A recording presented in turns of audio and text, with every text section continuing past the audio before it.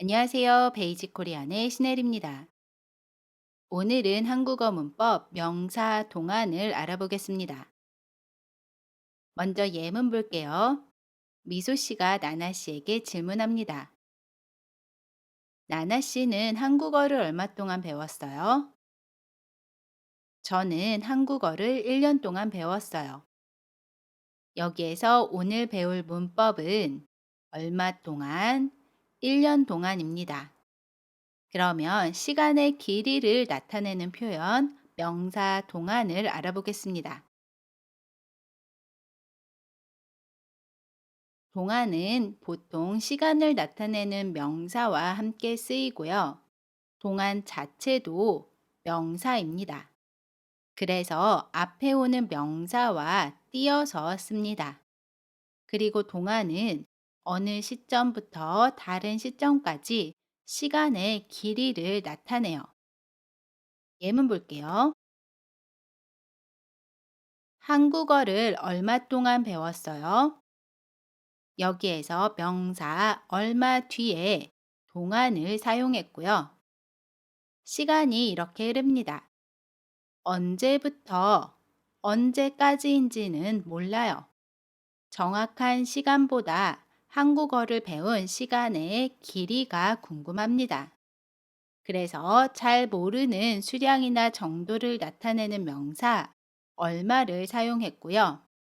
그 뒤에 동안을 사용해서 시간의 길이를 물어보고 있어요. 한국어를 얼마 동안 배웠어요? 다음 예문 볼게요. 한국어를 1년 동안 배웠어요. 여기에서도 시간을 나타내는 명사 1년 뒤에 동안을 사용했고요. 시간이 이렇게 흐릅니다. 2019년부터 2020년까지 한국어를 배웠어요. 그런데 정확한 날짜보다는 1년이라는 시간의 길이를 이야기하고 싶어요. 그러면 1년 뒤에 동안을 사용해서 1년 동안이라고 이야기해요. 한국어를 1년 동안 배웠어요. 그리고 앞에 오는 명사와 동안 사이에 띄어쓰기를 했고요. 앞에 오는 명사에 받침 없어요. 받침 있어요. 모두 동안을 사용합니다. 결합 정보를 정리해 보면 앞에 오는 명사에 받침 있어요. 받침 없어요. 모두 동안을 사용해요. 그래서 1년은 1년 동안, 얼마는 얼마 동안이 됩니다. 우리 그럼 예문 보면서 조금 더 연습해 볼게요. 동안을 이용해서 문장을 만들어 보겠습니다. 어제 9시간 잤어요. 어제 잔 시간의 길이를 이야기해요. 어떻게 이야기할 수 있죠? 어제 9시간 동안 잤어요. 어제 9시간 동안 잤어요. 방학 뭐 할 거예요?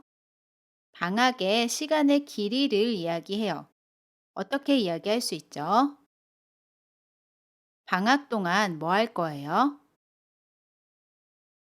방학 동안 뭐 할 거예요? 한국을 일주일 여행할 거예요. 한국을 여행할 시간의 길이를 이야기해요. 어떻게 이야기할 수 있죠? 한국을 일주일 동안 여행할 거예요.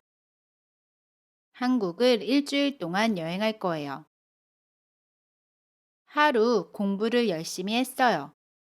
공부를 한 시간의 길이를 이야기해요. 어떻게 이야기할 수 있죠? 하루 동안 공부를 열심히 했어요. 하루 동안 공부를 열심히 했어요. 대화 예문 볼게요.